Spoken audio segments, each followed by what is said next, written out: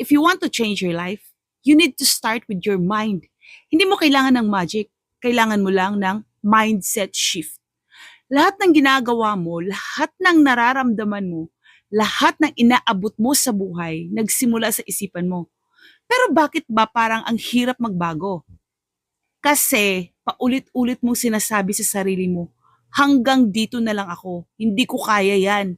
Girl, sino may sabi? Ikaw. At kung kaya mong paniwalaan yan, kaya mo ring palitan yan.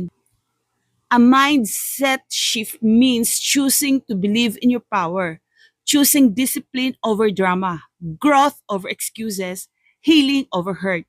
Simulan mo sabihin, I am worthy, I am capable, I am no longer available for anything that doesn't align with the best version of me.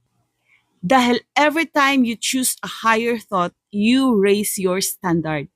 Your mindset is the foundation